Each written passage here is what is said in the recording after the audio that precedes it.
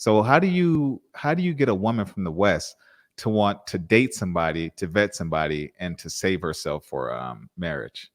So I've done this with hundreds of thousands of women. So interestingly enough, I think women innately know this.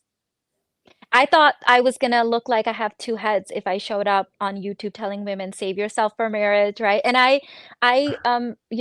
I'm not coming at you from a very religious dogma kind of place. Like I'm talking about it from a scientific perspective. I've actually had really huge religious organizations contact me saying we love what you're doing because people have lost religion and so they've lost the important things that religion was teaching, and you teach it in a way that's not like sinful or like shaming people in that way so they can understand it. So I thought that was like I thought I was losing my mind because I'm like, "Oh my God, I can't believe that they actually appreciate that."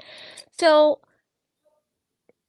the only women telling women to sleep around, the only people telling women to sleep around are predatory men, which is a very, very small subset of the human population.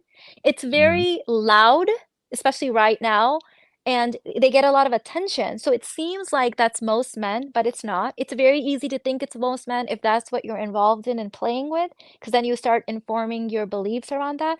But, I would say it's like 1% maybe, probably less of so predatory men, right? Like we know that the whole sexual revolution was one of the biggest like men supporters of that was Hugh Hefner. Why would Hugh Hefner be interested in my sexuality? Mhm. What it like, who are you, right? Like, why are you so interested in my birth control and my sexual rights unless you're gaining something from that? Because men don't want women to sleep around. Men actually look down upon women that's like they don't want that for their friends, they don't want it for their sisters, they don't want it for their mother, they don't want it for their daughters, they don't want it for women. They wouldn't want it for any woman. Like healthy men do not want women to sleep around. Okay? Then who else is informing you? Women who are doing that because they've done it, they've made that mistake, and they're so invested in it, and misery loves company. And because they've done it, and I always say to my clients and students, look at their life. Zoom out a little bit because that's what happened to me. I idealized American culture growing up. I was like, they're so lucky they get to have boyfriends and they can spend time to like all of this stuff. And then as I got older and saw the hot mess and the depression, the anxiety, the alcoholism, the Yeah. even prescription drugs nowadays being given like to so many people, right? So I'm like, wait a minute, if they're so lucky, why are they so unhappy? And if Eastern women are so oppressed, why are they so happy and provided for? And like I saw my aunts and my cousins live, in their home with their kids, have help, have someone cooking for them, cleaning for them, receiving shopping money, like, and these weren't wealthy people. This was just like average people. And so, but these women are supposed to be oppressed. So I I tell women to respect their bodies, to respect themselves.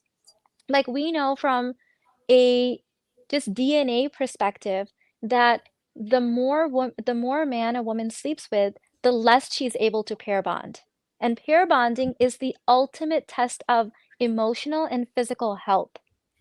So if you wanted to know if someone is healthy in every sense of the word from a scientific perspective, do they still retain their God-given evolved scientific ability to pair bond with other people?